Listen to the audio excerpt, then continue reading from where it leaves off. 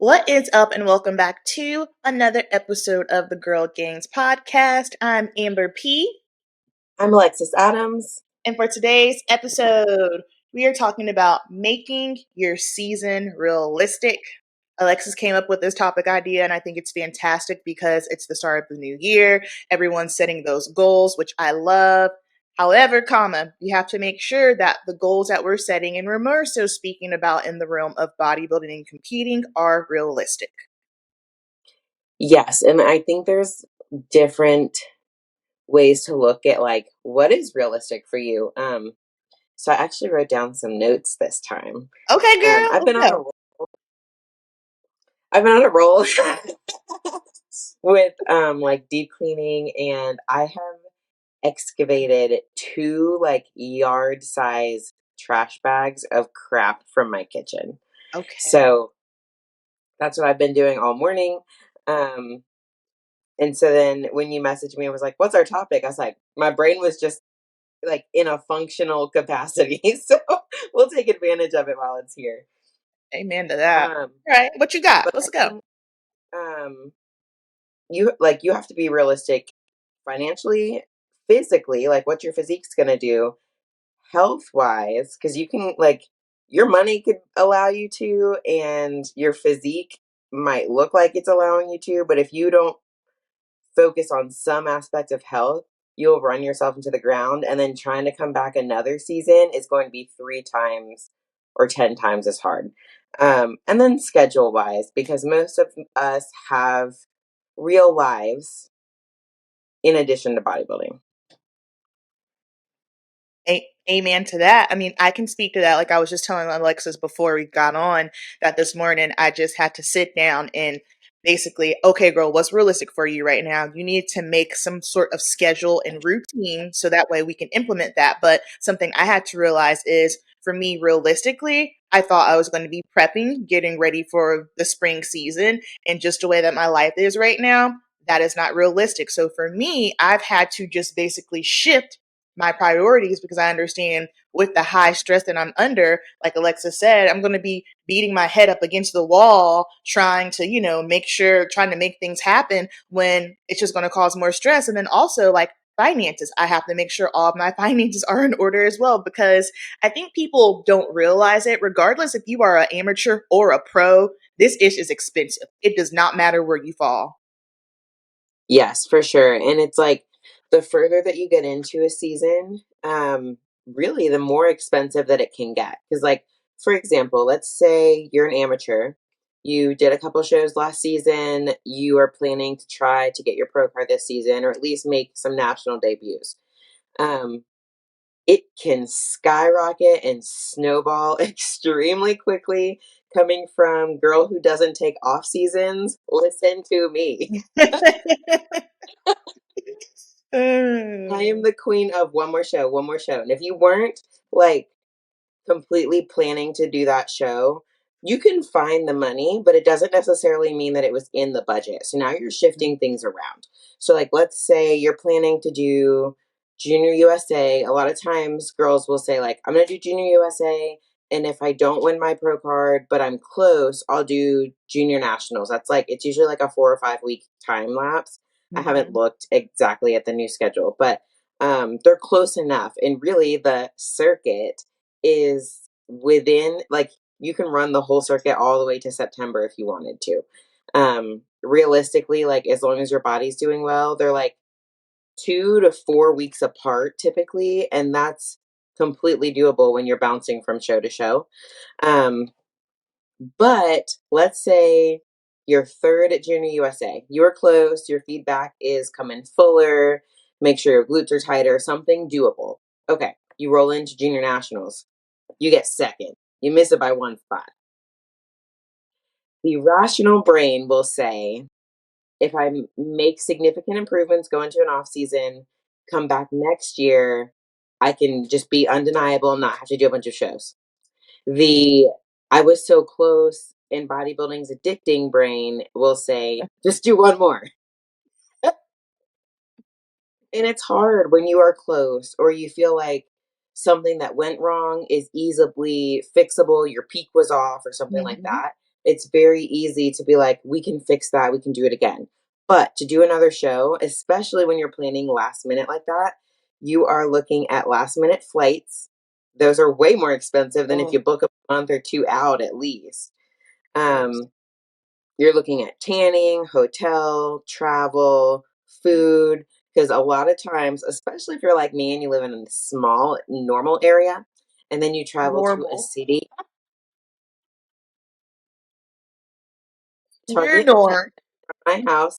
Target is 10 minutes from my house. I'm normal. I'm like end of the suburb-ish, I would say. Um, if you're going to like Orlando, chicken is like $15 more, which isn't a lot. Like $15 alone is not a lot. But when Right. you're adding all of these expenses up together, it adds up. Hey, So sorry. make sure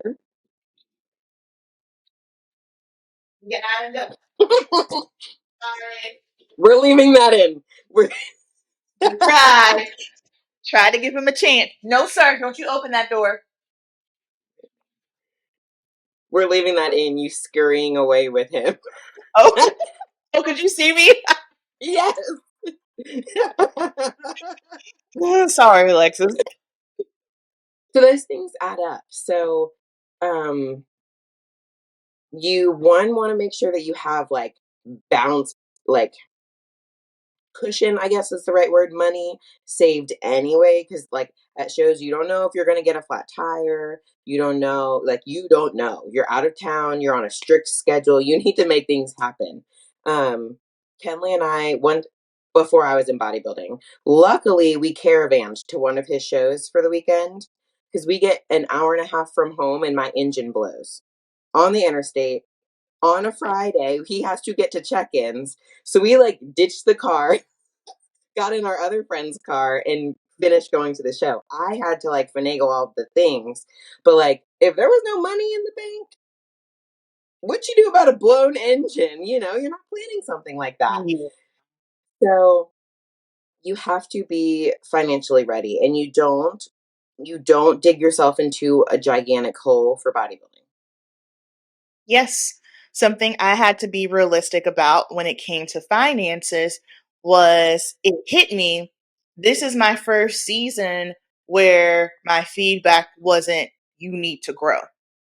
So that means for me, as long as my body is holding up and I'm mentally okay, I'm probably going to be able to do more shows than I ever had, which means more money. And what that also means is the majority of my shows probably won't be on the East Coast or on the South either. I'm probably going to have to be flying a little bit more because, again, like this will be my first real pro season. So everything is different. And when I had that moment, I was like, yeah, okay, we're going to have to really like scale it back and get a true plan financially because it's not going to be, okay, I'm just going to do 2 shows, 3 shows, be done. It's going to be more than that. So financially, we got to be realistic about it and plan appropriately.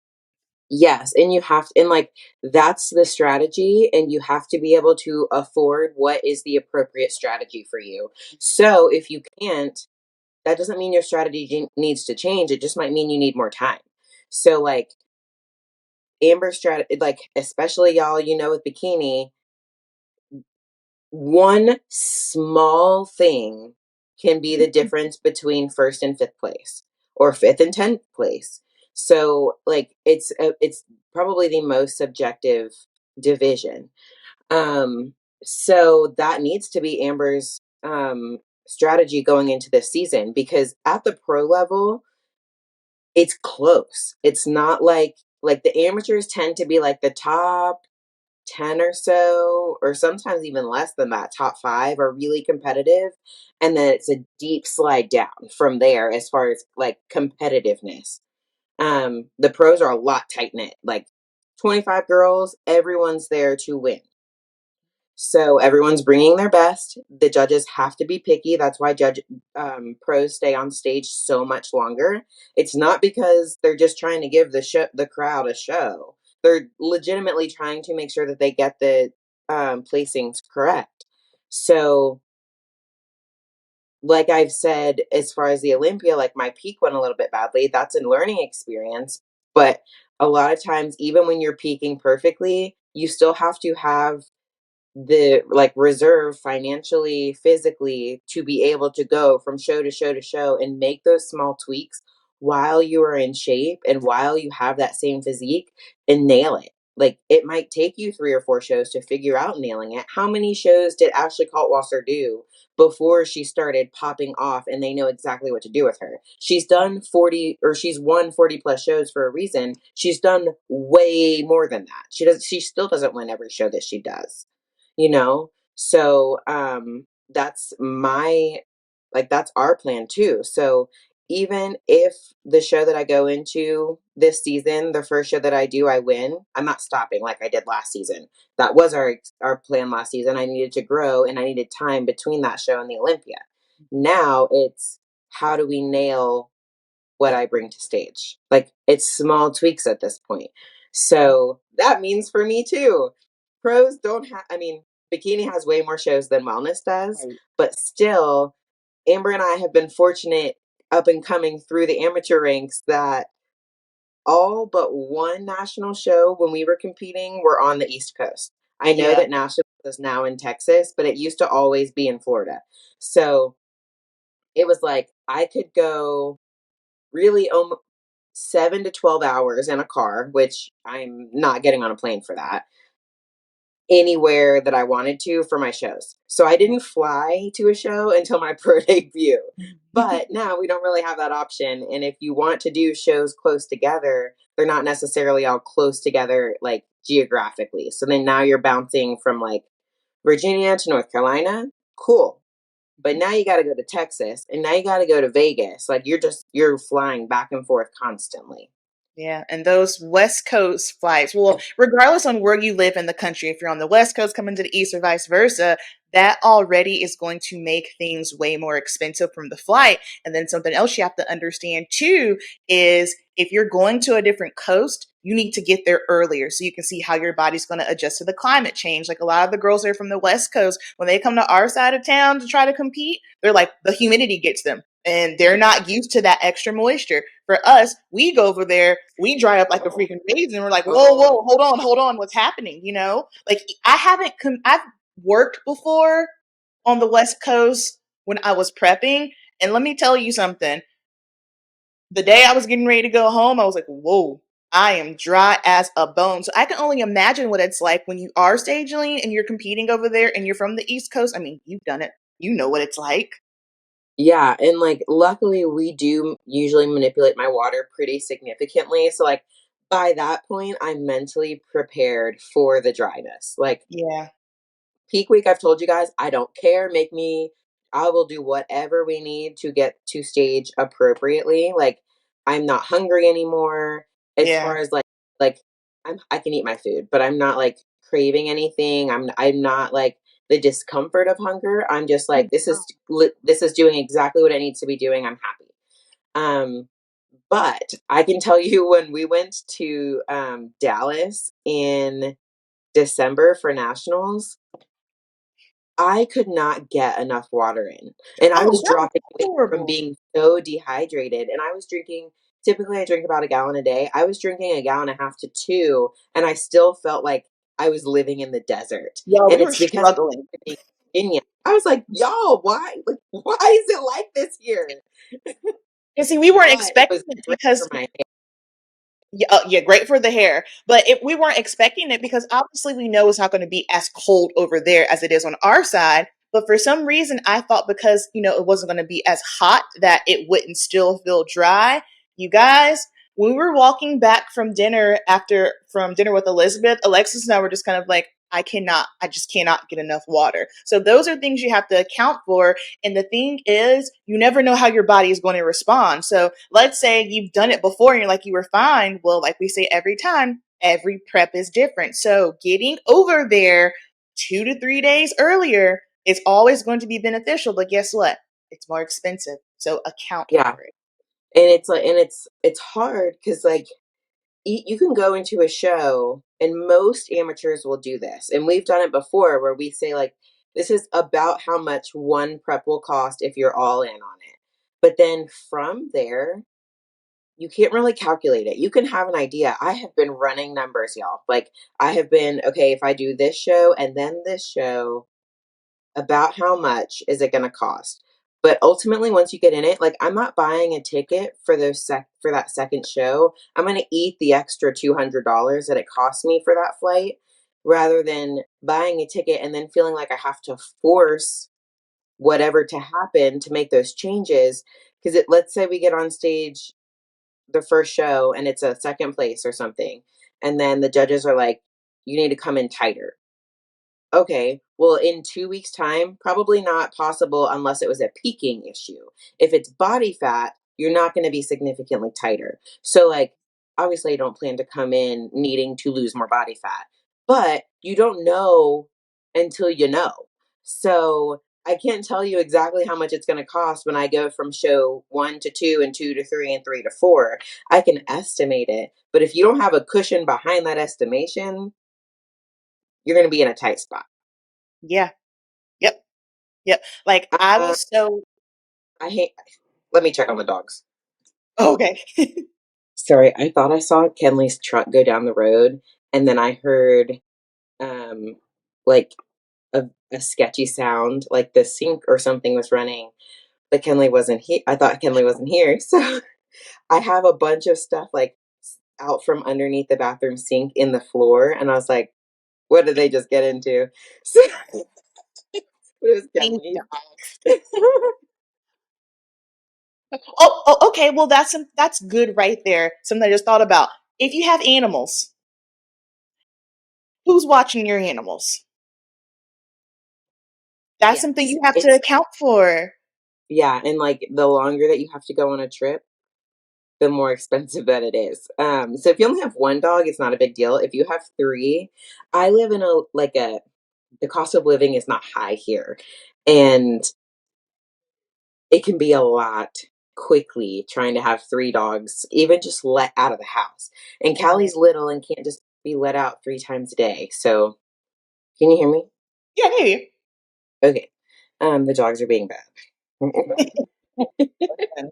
I understand.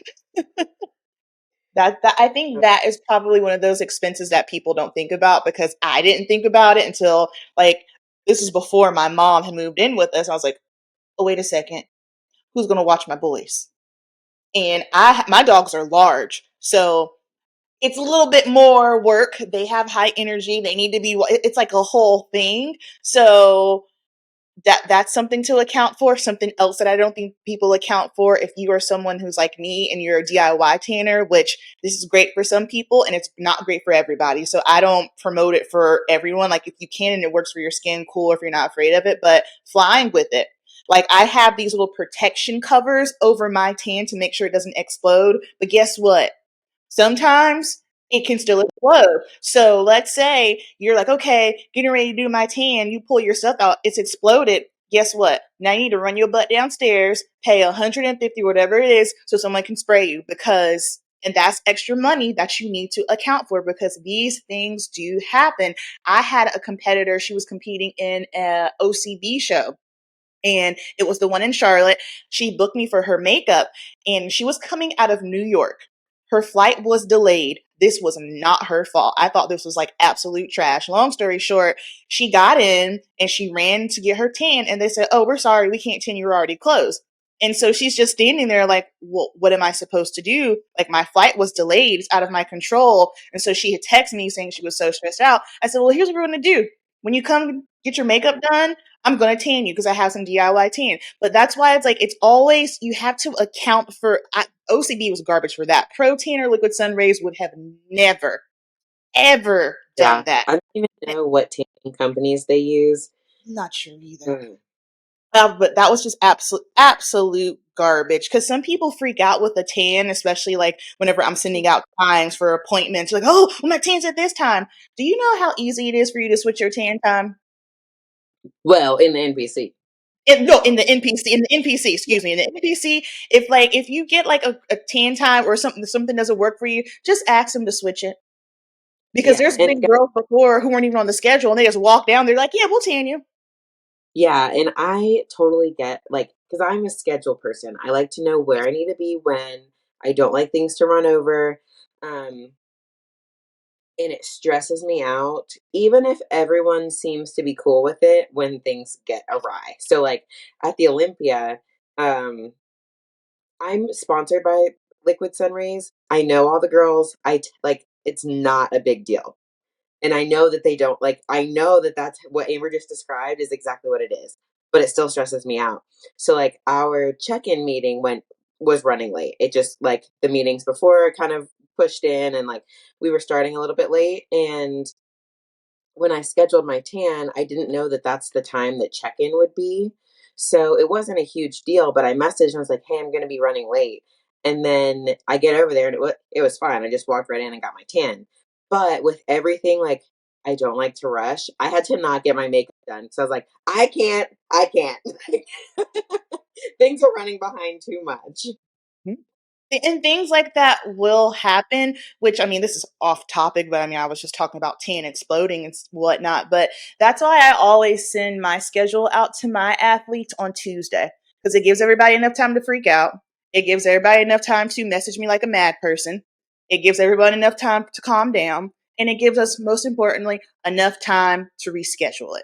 So I'm a competitor. I understand that. I'm thinking ahead. And of course, everyone doesn't think that way, but when you're not competing, you're not rational. And that's what I have to remind myself. You know what I mean? So, yeah, we want everything to be perfect and aligned and on time, but realistically, things do happen. Yes. What are your physique's abilities? So let's say you are you've taken a long off season. You've been off for like a year and a half and you're going into your next prep. You've made significant changes, all excited, going to bring a better package. A lot of times, especially for amateur competitors, if you're with a new coach, lots of variables that are being thrown in, will start a 20-week prep, 20 weeks from your first show. So now you are 20 weeks in, you're doing a warm up show because you need to qualify, and then you go to Junior USA. That's in May. You get third, fourth, something close. The feedback they give you is like doable. Now you want to go into Junior USA or Junior Nationals. That's 4 weeks later. So now you're at 24 weeks. And now you are second and you want to add another show. So what they say is you need to be a little bit tighter. Body fat, okay. Universe, 2 weeks, not an option. So you're going to do USAs. That's 6 weeks. Do you, can you see how many times I've run the freaking circuit, knowing exactly how many shows they are on And each other? and USA's is a 2-day show. More money, Yes, it's two more days, and stress. it's in Vegas. Vegas? So, um, now that's 6 more weeks. You're at 30 weeks now. So let's say you go into USA's, win your pro card. What do we like to do after we win a pro card? Go straight into a pro debut.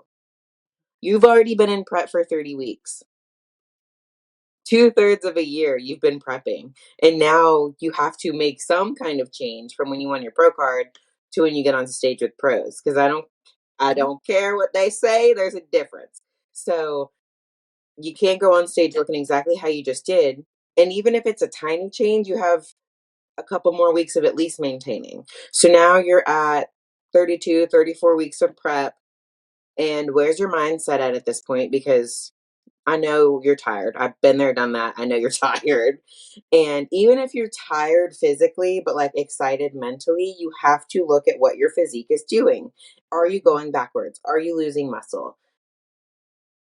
Are you not losing body fat anymore? Because at some point, you're going to just stop responding. That was one of the best things that Alexis pointed out to me towards the end of the season because I hadn't even thought about it that way when I was debating about trying to do Nashville Fit Show. And she was like, well, first of all, she's like, mentally you're tired because you've never dug like this before, and that's fine. And then I was just kind of like, well, I've only done 3 shows. But then she said, yeah, you've only done 3 shows, but how long have you been prepping? You prepped for 20 weeks or whatever, and then you add on more weeks as you keep going on to the shows. I think that's the one thing that we forget, because I had never thought about it. Yeah, okay, you prep 20 weeks or 16 weeks, but guess what? As long as you're competing, you're still prepping. You're still lean. You're still doing cardio. You're still dieting. And so when she said that to me, that was like a massive aha moment, and also helped me now for strategizing for this season. It's kind of like, okay, you've been doing this for almost 5 years. You're a pro now. They're not telling you you need to grow, grow, grow. Is it truly necessary for you to do a 20-week prep? Probably not. Probably Yeah. not. And that's kind of, I mean, that's what we're looking at too. We're not planning a long prep because I want to do multiple shows. So like Exactly. things have to come into equation, and like I've been there, I've done that. Sometimes it just becomes what it is. So Yeah. you just have to like check in with yourself as you're going.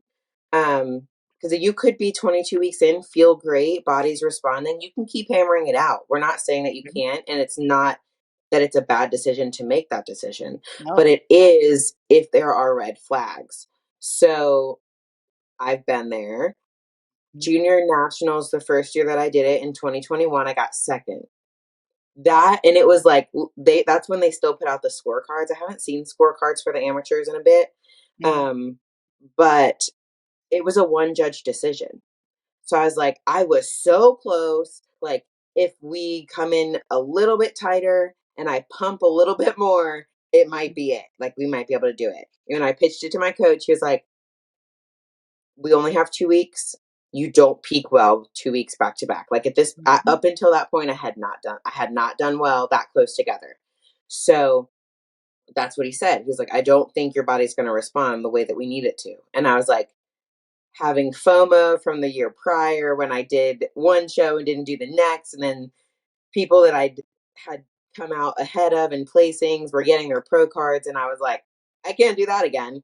So like I have to do this show. So he was like, okay. And then what happened? Exactly what he said was going to happen. And My then body did something not respond. and then something else to add to that as well, because this is something that amateurs at that national level need to keep in mind. Just because that's your feedback, you're so close. Come in a little bit tighter. Next show's in 2 weeks. So guess what?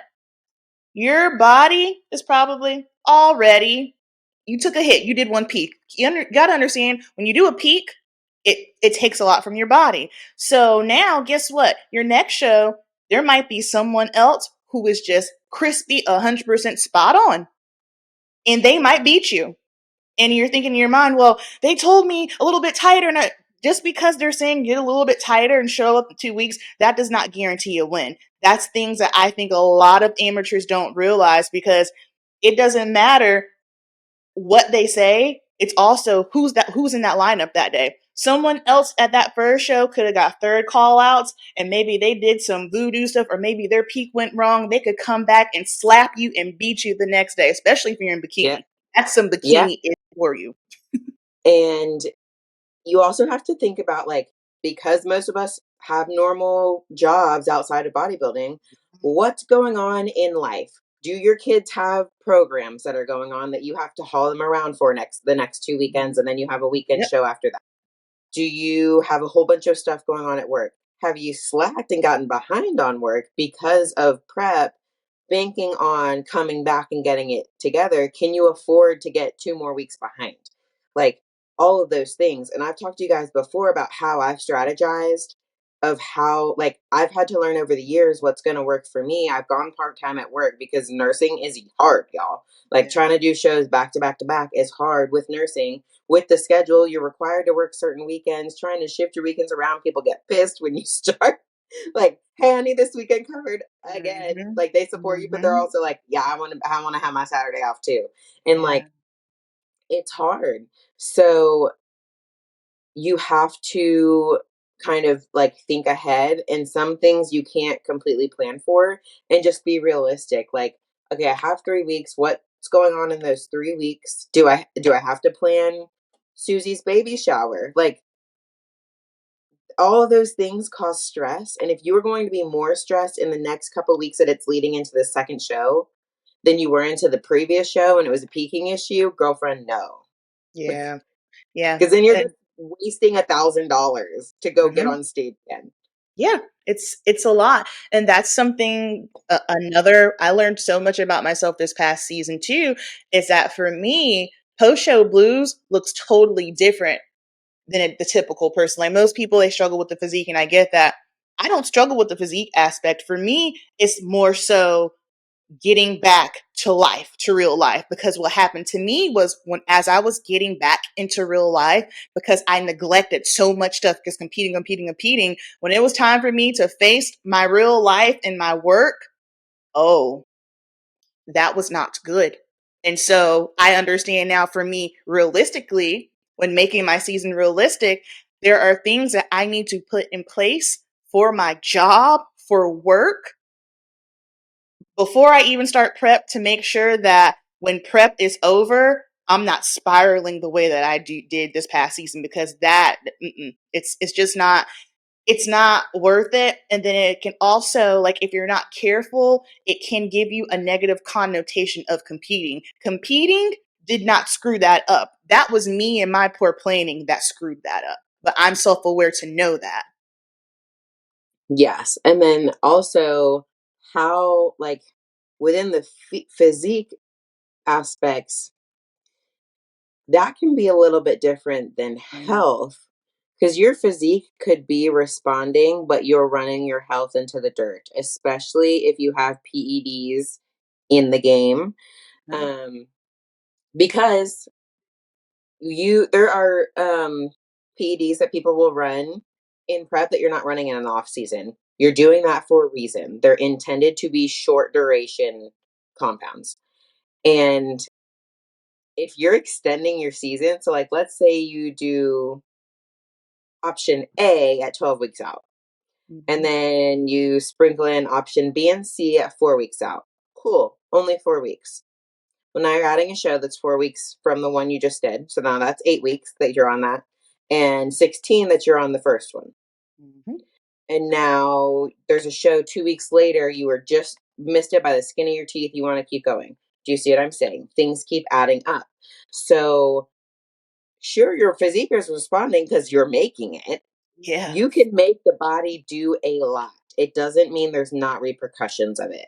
So now you've done a 32-week prep. You've had compounds in for almost 20 of those 32 weeks.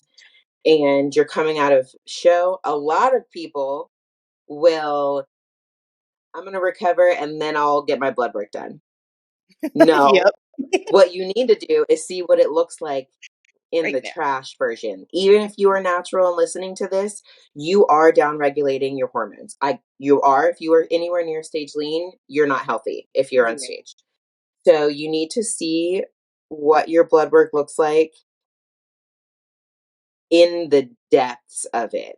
Mm. And then you can decide. So like, and blood work doesn't take a lot of time to come back. So literally if you compete on Saturday, you're not training much that weekend anyway. You need to rehydrate, you need to recover. Get your blood work drawn on Tuesday. And that's something you need to also put in the finances. Yeah, it's not cheap. It's But it's not something to exempt from. Like it's expensive, but you need to know what's going on under the hood. You can't just like pretend and then be surprised when you have bad blood work or your liver has issues or your kidneys have issues, which can happen even without running PEDs. So you need to know what's going on. Now, like let's say you're coming out of a show, you want to do a short rebound and go back into another prep. A lot of people will do that, especially if they do like junior nationals, junior USA at the beginning of the season. They're close, but not quite there. They try to like pull back and then push again for nationals in December. Mhm. I've never done that personally, but some people will try to. Yeah. If you're coming out of something like that and run your blood work and it doesn't look that great, pulling back for 8 weeks just for it to barely get back up to a normal level and then push back down into prep is doing nothing. Like you have to get it normal be there for a good minute, let your body recover with those normal labs, and then you can try pushing back down. And even when you push down again, you need to do it differently if you're running yourself into the dirt by those prior labs. So you need to be conscious of what your body's doing, even if you're, I mean, I'm not saying run blood work after every single show. That's Right. also not realistic. But you have to be aware of like what your body, like your biofeedback's telling you. Mhm. And what are people on the outside telling you towards you? Because, like, that same scenario when Nelson tried to not get me do universe that year, and I was like, I have to, I have to, I have to. I finally talked him into it, and I told Kenley, I was like, Nelson said I can do universe, and he was like, 2 more weeks of this, and I was like, ooh, I've been a brat. Mhm. That's real life though. That's real. But going back to what you said about how some people will push and then, try to pull back a little bit to get their blood work normal, quotes around normal, then go back up. The thing about that is in bodybuilding, especially when you're prepping, it's a wait and see. You don't know how long it's going to take for your blood work to come back normal. So that is something you can't even truly plan for. So if your whole thing is, okay, well, let me pull back, go into like a quick health phase, and then I'm going to do this show in 8 weeks. Well, sweet cheeks, your blood work might not come back okay because the thing is, you're probably still going to be running yourself down into the ground because in the back of your mind you can't truly do a full on reverse. You know what I mean? There was one girl that I was talking to, and I never give my unsolicited advice. It's so interesting, and I'm sure you get this a lot too, Alexis, where someone will just be talking to you, and I won't give any of my feedback or my thoughts, but you can tell they're waiting for it. And she was in a situation similar, and the topic of her PEDs came up, and I just looked at her and I was honest with her. I said, you've been running things for too long. Like, I understand that you think you feel good, but when you are at that peak of competing and going and going and going, you are not in your right mind. So just because you think you feel good or your body is responding, 9 times out of 10, when you're on stuff for like 24 weeks at a time, it's not going to be good for you. Yeah. And also to say, and this is where it gets a little bit confusing and why you need someone helping guide you, is your blood work can come back fine and you still be in a crappy state of health. Oh. And that is kind of like we've said before, there's different forms of like genetic advantages. And one of mine is I grow very easily. The other one is that my body will tolerate and do a lot. Not everyone could have done that 3.5 week shotgun prep to the Arnold. It wouldn't have happened for a lot of people. We did it, but it took a lot of notches out of the belt. Health wise, no. I rolled out of that show, was responding even better, and we went into Vegas and won. But when I was coming out of the Arnold, I was like, I kind of could tell, at least mentally, and mental health is significant too. You have to pay attention to it. And mine, I'm not the best at being aware of, especially in the height of a competing season.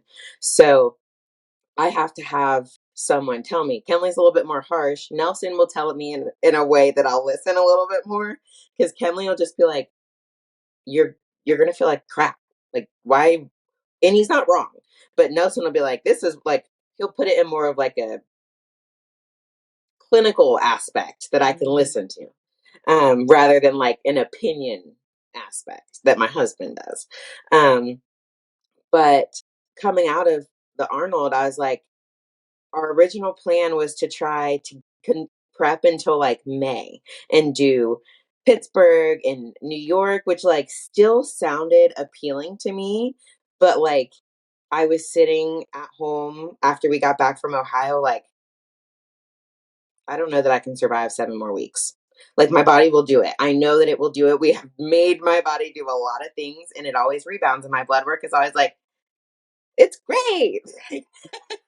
But luckily Nelson was like, yeah, no. Because even if we do that and you do great at all these shows, I don't know that your mental is going to be there for us to pull and then push for the Olympia. And he's right, it wouldn't have been. So mental health's important to take into account, but then also you have to be aware of there's some things that we just can't monitor. And just because your bloods say that it's okay doesn't mean that it's okay. You still have to look at, like, I've been in prep for a year and a half. Probably not great. Yeah, and you know, for all those genetic elite people out there, just because you can doesn't mean that you should.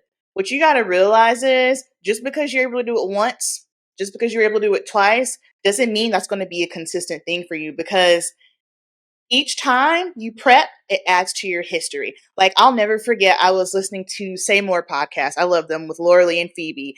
And they cracked me up because they were talking about how, oh, I'm so old. I'm so old. I'm like, you guys, you're like 27 years old. Relax. You're not old.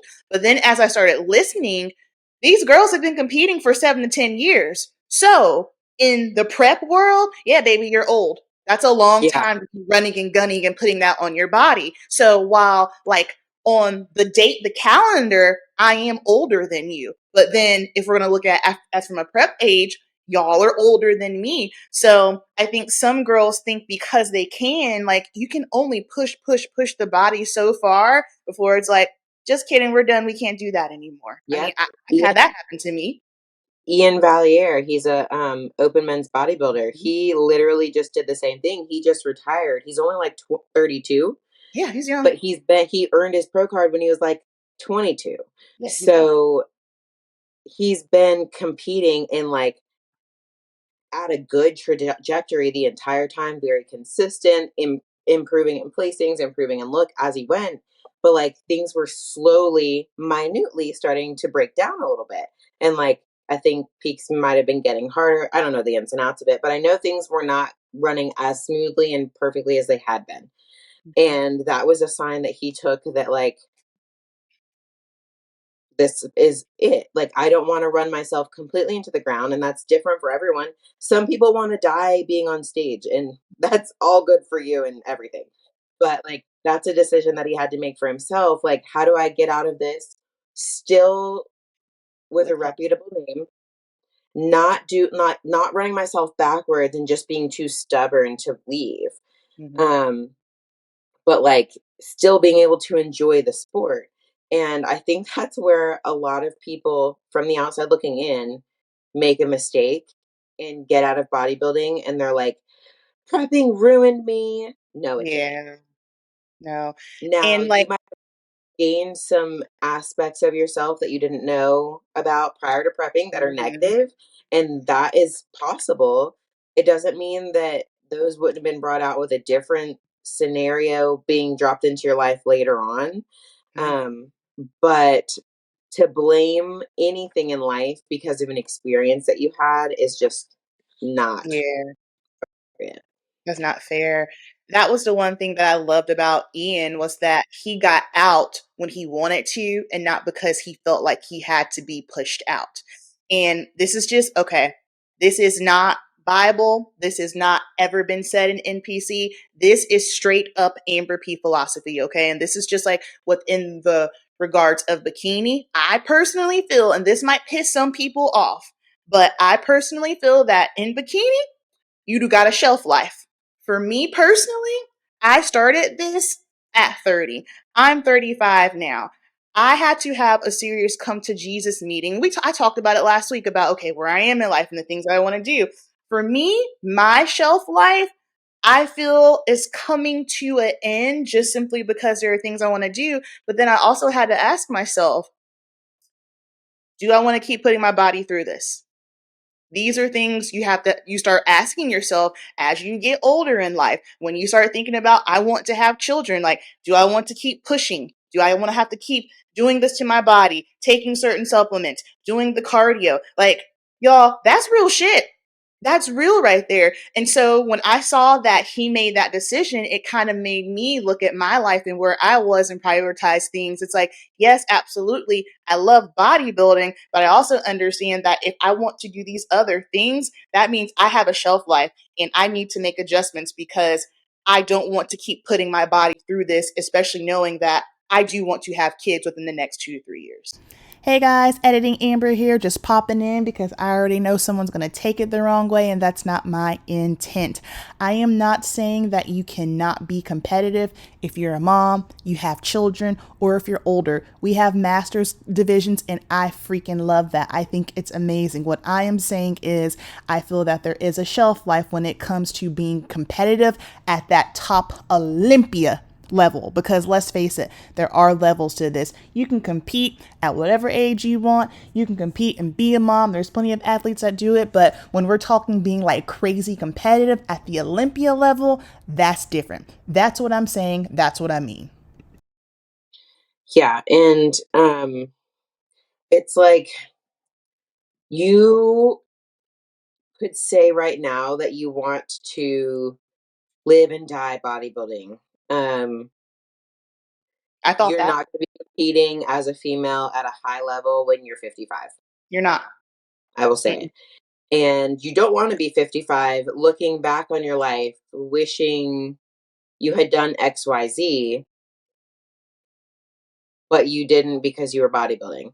Now, unfortunately for females, there's a window for certain things in life. There's a window for having children biologically. You can adopt, you can do IVF. Your risks extremely go up with that, especially at an older age. So it's something that has to be taken into consideration. And it's like, you guys have heard me on this topic before. It drives me freaking insane when people hammer the "are you going to have kids" topic, Mm, as if it's not something that I've considered. So right. I'm not saying that you need to take this into consideration. I'm sure No. you guys have thought about it, but definitely be realistic with yourself of what is doable and what is not. If you can afford IVF at 45, by all means do it, not my business. But make sure that you can, and make sure that you're not in a situation now where you're like just getting into it at a later age, and then you're kicking yourself in your foot because the stage is always going to be there. You can get on stage at 45, 50, 55. There are even divisions to make the competitiveness more quote unquote fair for you to be against people that your age with similar physiologic like points Hmm. in life. Um, but if the goal is not to be on the Olympia stage and be competitive on the Olympia stage within a certain amount of time, then it doesn't make sense to put off other life factors for a significant amount of time just to compete, because the stage will be there. The NPC is not going anywhere. You put that beautifully, because that's 100%. And you guys here, like for me, like I never had that whole ooh, like you like it's true what they say, like you do have a clock. And I was worried because I never thought I was gonna have that feeling of, oh, I want a baby, like I love children. I before I was even in beauty and bodybuilding, I worked with children. Like I was in college to be a kindergarten teacher, so I love kids. But this past summer, it was August. I'll never forget it. I just got that urge all of a sudden. My uterus is like, baby, baby, baby, baby, baby. And I'm like, oh, shoot. That came out of nowhere. What am I supposed to do? My husband, if we would have had a baby 6 years ago, he would have been content. That man has been wanting a baby for years. And it is extremely selfish for me to keep putting things off because I want to get on stage in a sparkly bikini and neglect him, that precious moment of being a father. That is selfish. And so I was thinking about that, thinking about myself. And I feel stressed because I do feel like I'm on a timeline because I do want to compete. I do want to compete at a competitive level. Now, I'm not saying that you can't have a baby come back and compete at a competitive level. I'm not saying that. But what I'm saying is for me is right now in this moment, if it's possible for me, I want to go ahead and compete at that competitive level, get it out of my system. Because once I have my baby, competing at a competitive level is not my priority anymore. It's just not. Yeah, and that's going to be different for everyone. There are Right. plenty of people. Even Janet won an Olympia Yeah. after having a child. So Angelica's back. yeah. So it's not that it cannot be done, but some people don't want to, and that's completely fine. So in like that's what you kind of need to navigate, I guess, since we kind of got off into a tangent that wasn't on my list, but that's very important. Especially Making my because season most of the realistic. people listening here are Yeah. girls, you Well, females. You well, got a uterus, it does things, it won't do those things forever. So you need to decide whether you want to use them or you don't want to use them, yeah. especially if you're pushing up into the mid to late 30s. No. At least Well, make yourself a plan. no, well, and then it's like it's off topic, but not really because that's me part of making my season realistic. Like I gotta be realistic. And Murillo has said it. He's like, you can compete after you have a baby. And again, I don't like to set anything in stone, but I don't know that I would want to. That's just me though. And if you want to, cool. And if you don't want to, cool. Like I'm sure like I would probably have that feeling or feel the pressure to do so, but that's something I'd worry about later on. But anywho. And then we kind of already touched on it, but like schedule wise. So we talked about like what do you have going on in between these shows and all of that, but also are you taking your family on a vacation? Do you have a vacation in June? Not to say that you can't be in prep on vacation because you can. Some people can. Some people are a miserable little twat. And if that's you, you don't need to take your family on vacation while you're in prep. Because if you can't control that, then it's not everyone else's responsibility to be cranky or like have to deal with you cranky because you can't eat at the restaurant at the beach. Like, no. Um, or like, are there huge family events? Are you the maid of honor in a wedding? I don't recommend doing prep during that if you are Mhm. actually taking your duties seriously. Um, and things like that. Yeah. I was having a conversation with an athlete because she wanted to prep and had her eyes on a show.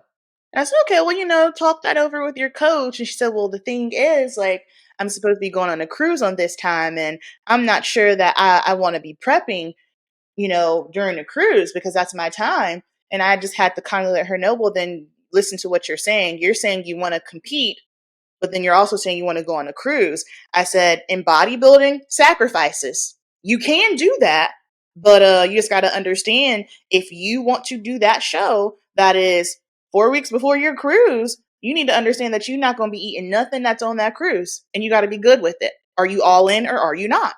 And at that Yeah. point, pick a different show. Yeah. And that's the thing, like shows are throughout the year, all year. Like shows are already coming up in February, like on the West Coast. Um, so there's options everywhere. So it can fit your schedule for sure. And you can even plan it, you can get planning it a year out usually because y- show dates usually stay on the same weekend that they were the Yeah. previous year or like shift one weekend up or down, but it's about the same timeline. So you can there is a lot of planning that is possible in prep that will leave room for the things that are unplanned, but you have to be with realistic with what is doable. And then I guess also schedule wise, like you have to schedule in recovery. I say that because that's what I have neglected for so long. That's genetic strength that I have is I can recover under minimal recovery emphasis, I guess. Like I could when I was night shift, I was regularly staying up 36 plus hours before I would go to sleep. And then I go to sleep for like 5 hours and then get up and like try to flip back to my daytime. And it wasn't a good scenario. Was I changing? Absolutely. But it wasn't without a significant stack of genetics to allow me to do that. Now, with emphasizing recovery, getting my 7 to 8 hours of sleep a night, which was a huge change in my like personal scheduling. I have to say no to a lot more things. I used to say yes to everything, and I'd work the day before and have to get up at 3 a.m. again to like go travel and I still do that sometimes, but it's way, way, way less. And I've seen a much better improvement in my quality of life in addition to like the bodybuilding stuff. So I think I told Amber one time, like when I started really focusing on getting sleep, Hmm. which sounds crazy. Like I know that sounds ridiculous, but I was not sleeping.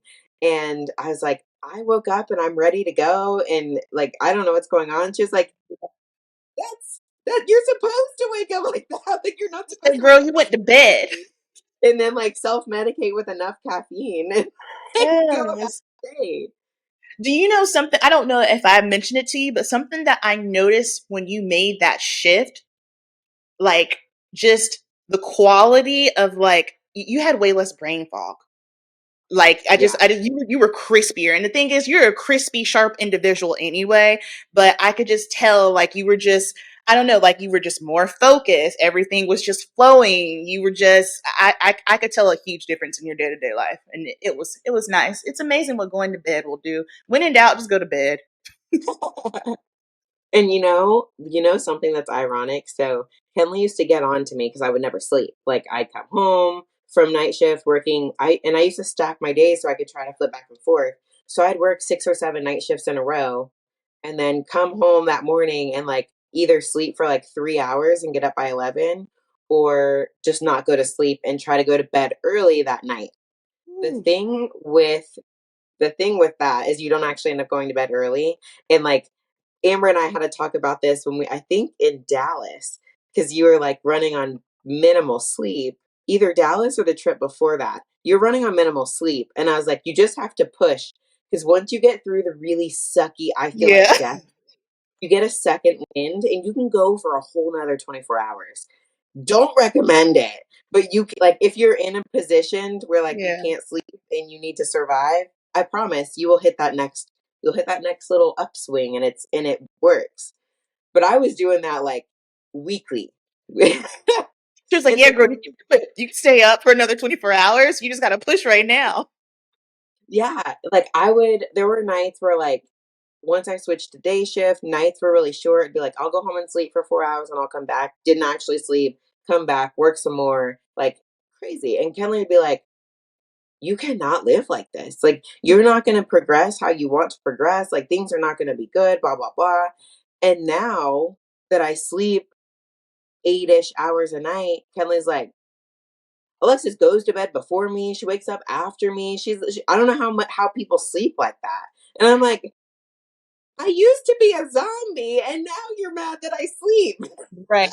Do you know what? Something else that I noticed in your physique too, and this is the best you've ever looked in an off season. And I know it's because obviously, like, the more you do it, the better you look. But I know it has a lot to do with your sleep. Like, your physique looks dense. It looks crispy, like, even in the off season. And it's like, because she's recovering, you guys. You got to Yeah. recover. And this is coming from someone who has shitty recovery. But if I don't sleep, nothing happens.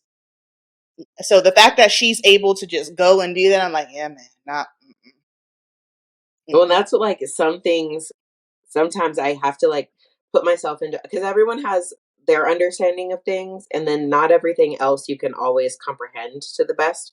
So like that's Mm-hmm. something that I work on, because I can get very set and like, no, you can do this. There's some things that I can't do, but like is something I can do. So when people would call in because they weren't sleeping very well during the day and they can't work that night, I'm like, what? Drink some coffee. Like, what are you talking about? That's Yeah. not a reason to not come in. But I know other people, like, if you get Mm-hmm. less than 5 hours, you're not functional. Yeah. I don't think I ever told you. I mean, this is off topic, but it might help someone. Something that I struggled with was like when I just like with the whole recovery thing, it irritates me. It definitely irritates me now. And this is just like a whole bikini thing because obviously I get it. I have to be careful with my training, blah, blah, blah, with upper body and whatnot. But it's hard when I have no problems pushing. I can go. But then on the flip side of it, I went through this phase at one point where I was scared to push because I knew this is going to probably take me out for 2 to 3 days. So it was like I struggled for a little bit with trying to find like that happy medium. And I'm not going to lie, this is something I still struggle with because I have to I don't know. It's a really weird place to be, like being a bikini athlete and then knowing you have shit recovery, and then but also knowing that hey, I have the ability to go go go and push, but at the same time, it's like it's kind of like for you, Alexis, when you were talking about your training and he was talking about pull out, just a little pull back a little bit. How you didn't know the difference between like training full out and pulling back. It's kind of that, I guess. Yeah. Yeah. And that can be difficult, and like that, I still don't know. I won't say that I have the best comprehension of it. I understand the point, but like he definitely had to write out Yes. like this is what you can do, this is what you cannot do. And I'm like, okay, I can follow that because I have something that I can look at and do. But and we're not Hmm. saying that you can like master everything that we just covered in a season, but it's things Oh. that need to be like Mm-mm. at the forefront of your brain when you're planning for your season. That way, if you do get into a spot where you're like, I can't keep going, it's not a complete surprise. It's like, okay, I knew that at some point this would come and it's fine. This is just my stopping point. We'll reverse, we'll make a new plan for the next time, we'll improve in the meantime. Well said, Coach. Well said. You got anything else? I think that's it. All right. That was a good episode. Look at us giving y'all long episodes in 2024. You can listen to us on Apple Podcasts, Spotify, Spotify Podcasts. You can watch us on the Tube.